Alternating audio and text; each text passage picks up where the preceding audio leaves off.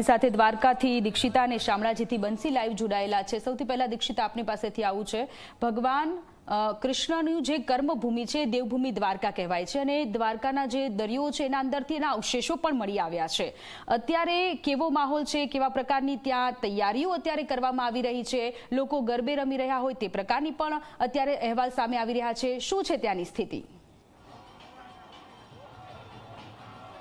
बिल्कुल थी जन्मभूमि तेमनी मथुरा ने छोड़ीने ज्यारे कर्मभूमि में भगवान अहींया विराजमान थया हता।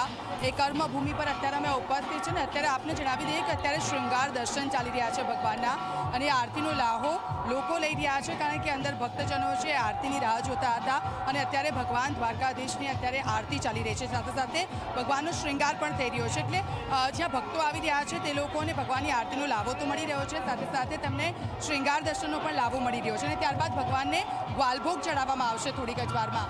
ગ્વાલભોગ એટલે એવો ભોગ કે જે ભગવાને માખણ મિશ્રની સાથે સૂકો મેવો અહીંયા ધરાવવામાં આવે છે ખાસ કરીને ભગવાનને, અને ભગવાનનો જ્યારે આ સૂકો મેવો ધરાવવામાં આવે પછી ભગવાનને તે ગ્વાલભોગ ધરાવી અને ત્યાર પછી થોડીક વાર પછી ભગવાનની શયન આરતી પણ શરૂ થશે, તેની પણ રાહ જોવાઈ રહી છે। પરંતુ ભક્તો અહીંયા મોક્ષ દ્વારમાંથી જ્યારે આવી રહ્યા છે ગ્વાલભોગના દર્શન કરીને, કારણ કે આજના ભગવાનના દરેક દર્શન છે તેનો લાભો લેવાનું ભક્તો અચૂક રાખતા હોય છે, કારણ કે આજના જે દર્શન હોય છે એ દિવ્ય હોય છે, પાવનકારી દર્શન હોય છે ને જ્યારે તમે દ્વારકાધીશના દર્શન માટે આવતા હોય છે ત્યારે તમે આરતીની રાહ જોવાતી હોય છે। મંદિરની અંદરનો એવો માહોલ છે કે તમામ ભક્તો એમની જે એક ઝલક જોવા માટે, રાજાધિરાજની ઝલક જોવા માટે પડાપડી કરી રહ્યા છે, એવું કહી રહ્યા છે કે ક્યારે તેમના દ્વાર ખુલે અને તેઓની અમી દ્રષ્ટિ અમારા પર પડે અને અમારા 7 જન્મોના જે પાપો છે એ પાપોમાંથી અમને મુક્તિ મળે અને અમે મોક્ષ ગતિ તરફ આગળ વધીએ તેવી કામના સાથે દ્વારકા નગરીમાં આવી રહ્યા છે। ભક્તો અમારી સાથે અહીંયા ઉપસ્થિત છે જે લોકો દર્શનનો લાભો લઈને આવ્યા છે।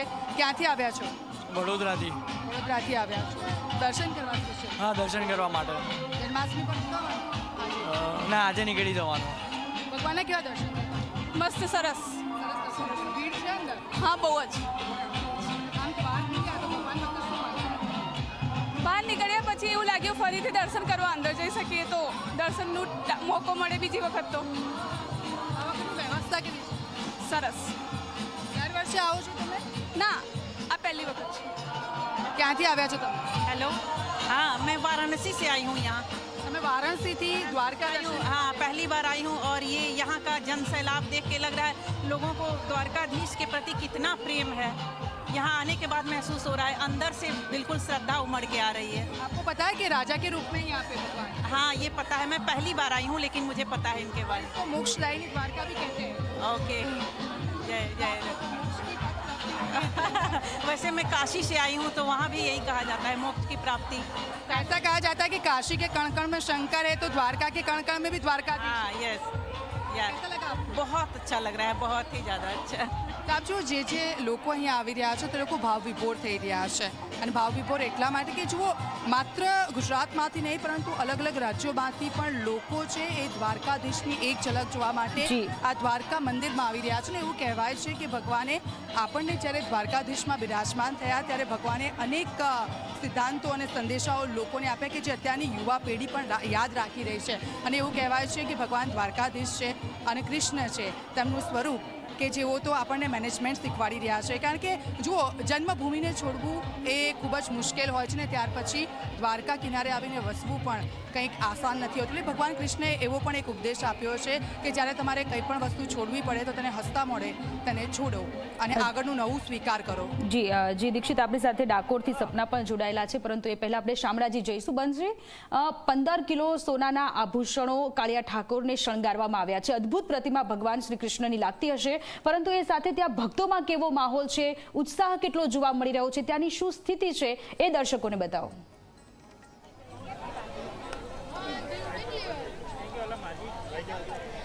જી સોનલ, શ્રાવણ વદ આઠમનો પાવન પર્વ, જન્માષ્ટમીનો પાવન પર્વ અને પૂરું શામળાજી ભક્તિમય બન્યું છે। દૂર દૂરથી ભક્તો આવી રહ્યા છે અને ભગવાનને જે મુકુટ અર્પણ કરવામાં આવ્યો છે, 4 કિલો સુવર્ણનો મુકુટ ભગવાનને અર્પણ કરવામાં આવ્યો છે, સાથે ભગવાનના જે આભૂષણો છે તે આકર્ષણનું કેન્દ્ર બન્યા છે। લોકો દર્શનાર્થે ઉમટી રહ્યા છે અને ખાસ કરીને અત્યારે સોનલ 11:30નો સમય છે અને અત્યારે ભગવાનને રાજભોગ ધરાવવામાં આવ્યો છે। છે ભગવાનને ભોજન માટે થોડો સમય વિરામ આપવામાં આવ્યો છે, એટલે મંદિર અંદરથી બંધ છે. ત્યારબાદ 12:15 વાગ્યે મંદિર ફરીથી ખુલશે અને ભગવાન ભોજન કર્યા બાદ ફરી જે છે તે ભક્તોને દર્શન આપશે અને ભક્તોની મનોકામના પૂર્ણ કરશે. પરંતુ એકદમ સુંદર સંયોગ અહીંયા જોવા મળી રહ્યો છે કે લડ્ડુ ગોપાલ જે છે, નાના એવા લડ્ડુ ગોપાલ શામળાજીના દર્શનાર્થે આવ્યા છે. તેઓ સુંદર મજાનો જે સંયોગ જે છે તે જોવા મળી રહ્યો છે. ભક્તો પોતાના લડ્ડુ ગોપાલ સાથે અહીંયા શામળાજીના દર્શનાર્થે આવી રહ્યા છે. અલગ અલગ ભક્તો ભજન પણ તૈયાર કરી રહ્યા છે. આપણે વાત કરીશું ભક્તો સાથે, ક્યાંથી આવ્યા છો અને નાના નાના લડ્ડુ ગોપાલ જે છે તે શામળાજીના દર્શનાર્થે આવ્યા છે. હિંમતનગરથી આવ્યા છીએ. અહીંયા 20 વર્ષ અમે રહ્યા નોકરીમાં શિક્ષકની, એટલે ભગવાનના શરણમાં રહીએ છીએ. દર વર્ષે આવો છો અહીંયા? હા, દર વર્ષે મહિને. તો સોનલ, અલગ અલગ ભગવાનના ભજન પણ તૈયાર કરવામાં આવ્યા છે. આપણી સાથે એક ભાઈ છે, તેણે ભગવાન શામળાજીનું ભજન તૈયાર કર્યું છે. આપણે સાંભળશું 1-2 ક્ષણ માટે. કાનુડો કાળો કાળો રાધા છે ગોરી ગોરી, કાનુડો કાળો કાળો રાધા છે ગોરી ગોરી, છે એક નેવલ કિશોરી, માખણ ચોરી ખાનારો, કાનુડો કાળો કાળો, મન વશ કરીને જોતા શુદ્ધ પ્રેમ ઝાંખી થાય, શુદ્ધ પ્રેમ ઝાંખી થાય. ઓ અજ્ઞાની જીવ જાય ત્યાં મનડું જાય દોડી, કાનુડો કાળો કાળો રાધા છે ગોરી ગોરી, કાનુડો કાળો કાળો રાધા છે ગોરી ગોરી. બસ તે જ નાદ અને જય શામળિયાના નાદ સાથે ભગવાનના દર્શનાર્થે ભક્તો આવી પહોંચ્યા છે અને રાજભોગનો ભગવાનનો સમય છે. ભગવાને ભોજન આરોગવા માટે હાલ થોડો સમય વિરામ લીધો છે. 12:15 વાગ્યે સોનલ ફરીથી મંદિરના દ્વાર ખુલશે અને ત્યારબાદ ભગવાન ફરી ભક્તોને દર્શન આપશે. જી સોનલ. જી, આપણી સાથે ડાકોરથી સપના જોડાયેલા છે. સપના, ડાકોરમાં ભગવાન જગન્નાથજીનો જે જન્મદિવસ છે તેની અત્યારે ઉજવણી રાત્રે 12 વાગે કરવામાં આવશે, પરંતુ તે પહેલા જે વિધિઓ શરૂ થતી હોય છે, વિધિઓને લઈને પણ ભક્તોમાં અનેરો ઉત્સાહ જોવા મળતો હોય છે. દેશ વિદેશથી ડાકોરથી લોકો ભક્તો આવતા હોય છે દર્શન કરવા માટે. ડાકોરમાં કેવો છે ત્યાંનો માહોલ?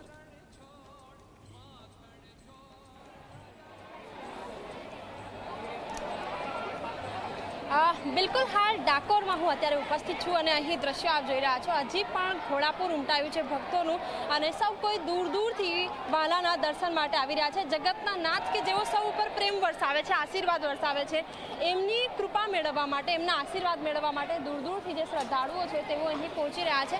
અને હાલ આપ દ્રશ્યો જોઈ રહ્યા છો, ઘોડાપુર ઉમટાયું હોય તે પ્રકારના દ્રશ્યો અત્યારે મંદિરમાં છે. જો કે 12 વાગ્યાની આસપાસ ભગવાનને મહાભોગ ધરવામાં આવશે, જેમાં ચૂરમાનો લાડુ હોય કે પછી અલગ અલગ જે વ્યંજન છે એ ભગવાન જાણે નંદજીના ઘેર કેવો આનંદ હોય એવો જ આનંદ ભગવાનને ભોજમાં મળે તે પ્રકારે ભગવાનને મહાભોગ પણ ધરવામાં આવશે. અને બીજી તરફ જે શ્રદ્ધાળુઓ છે તેઓ અત્યારે ભગવાનના દર્શન માટે આવી રહ્યા છે. ભલે કલાકો સુધી રાહ જોવી પડે, પરંતુ એ રાહ જોવાની પણ તમામ જે લોકો છે તેમનામાં એટલી જ ઉત્સુકતા છે કે ક્યારે ભગવાનના દર્શન થાય, ક્યારે ભગવાનની અસીમ કૃપા તેમના ઉપર વરસવા જોવા મળે.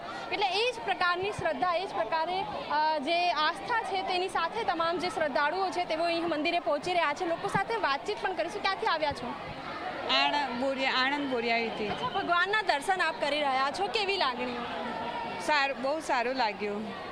અચ્છા, હાલ તમામ જે શ્રદ્ધાળુઓ છે તેઓ મંદિરે પહોંચી રહ્યા છે અને જ્યારે જેમ જેમ દિવસ વીતશે, જેમ જેમ ભગવાનના જન્મોત્સવની એક ઘડીઓ નજીક આવશે, તેમ તેમ શ્રદ્ધાળુઓની ભીડમાં વધારો થશે અને સૌ કોઈક આ જે પાવન પર્વ છે, પાવન ઉત્સવ છે તેની સાક્ષીઓ પૂરી રહ્યા છે. અને સાથે જ જે ભગવાનની તસવીરો છે તે પણ પોતાના ફોનમાં કેપ્ચર કરતા પણ નજરે પડે છે, કારણ કે આખા વર્ષનો સૌથી મોટો આ પર્વ છે. અને સાથે તમામ જે લોકો છે પરિવાર સાથે પણ આવી રહ્યા છે, મંદિર સાથે પોતાની સ્મૃતિ પણ લઈ રહ્યા છે. એમની સાથે વાતચીત કરીશું. ક્યાંથી આવ્યા છો? અમદાવાદથી.